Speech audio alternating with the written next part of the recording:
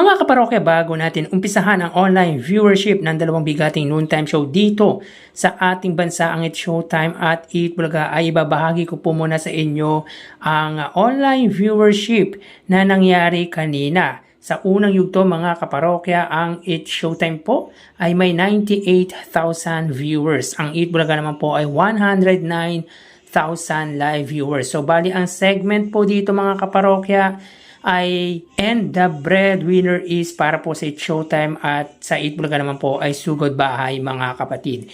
Sa ikalawang bahagi naman po mga kaparokya, ang It's Showtime ay may 97,000 total viewers na may segment na And the Breadwinner is, at ang Eat Bulaga naman po sa segment na Gimme 5 ay may 122,000 live viewers. So bali, ang link po ng unang yugto at ikalawang yugto ay makikita po sa description ng video na ito. At bago natin umpisan mga kaparokya, binabati po natin ng happy birthday ang singing queen or yung miyembro ng singing queen na si Sam. So again, happy birthday Sam, at mukhang sa unang araw po ng segment na The Breadwinner is na siyang palabas po or movie ni Ann Cabogabol Vice Ganda sa incoming 2024 Metro Manila Film Festival, ay hindi po pumabor sa kanila ang online views na kinonduct po natin. So tara ating alamin ang online viewership ng dalawang bigating noontime show. Para sa Eat Bulaga under TVJ Facebook page na may 2.7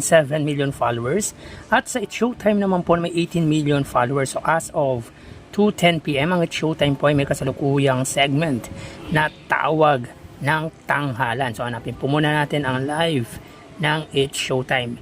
Ang Eat Bulaga naman po, sila po ay may kasalukuyang segment na Bawal Judge Mental Ka Ba. So dito mga kaparokya, ang It's Showtime ay may 4,700 live viewers, samantalang hindi pa po nagpa-pop up ang live ng Eat Bulaga. So wait lang po tayo mga kaparokya.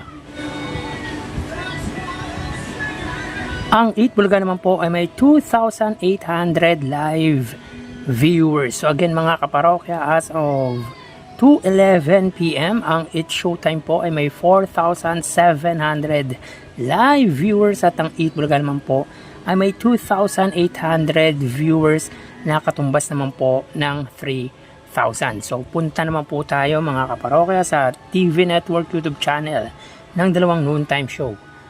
Para po sa Eat Bulaga, under po yan sa TV5 Philippines na may kasalukuyan subscribers na 2.13 million, at ang It's Showtime naman po under po yan sa GMA Network YouTube channel na may 37.1 million subscribers. So as of 2:12 PM ang It's Showtime under GMA Network, sila po ay may 21,000 viewers.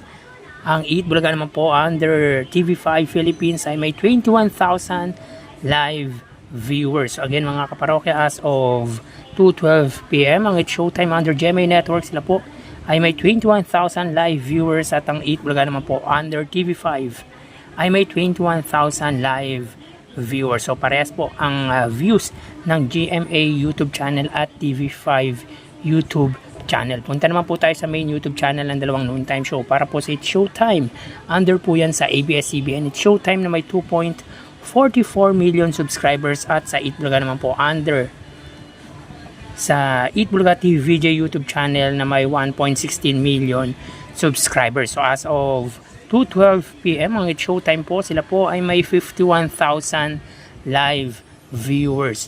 Ang Eat Bulaga naman po, sila po ay may 70,000 live viewers. So again, as of 2:13 PM ang It's Showtime, sila ay may 51,000 viewers, at ang Eat Bulaga naman po ay may 70,000 live viewers. So bali ang segment uli ng It's Showtime ay Tawag ng Tanghalan, at ang Eat Bulaga naman po ay Bawal Judge Mental Ka Ba. So bali ang total na nakuha ng dalawang noontime show ay, mga kaparokya, bago natin ibigay ang total live viewers ng dalawang noontime show, ay humiling ako na pakisubscribe ang aking YouTube channel.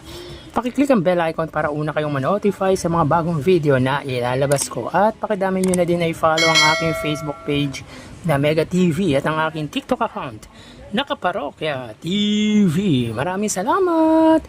So bali ang total na nakuha po ng It's Showtime ay 76,000. 4,000 sa Facebook Live, 21,000 sa TV Network YouTube channel at 51,000 man po sa main YouTube channel.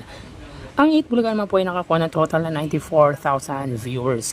3,000 sa Facebook Live, 21,000 sa TV Network YouTube channel at 70,000 man po sa main YouTube channel. So again, ang Eat Showtime po ay may 76,000 viewers at ang Eat Bulaga naman po ay 94,000 live viewers. Yan po lumalabas sa kanilang online viewership as of 2:16 PM at bukas so ay matutungayan nyo na naman ang panibagong yugto ng ating online views update ng dalawang noontime show. Magpapaalam na po ako sa inyo mga parokya.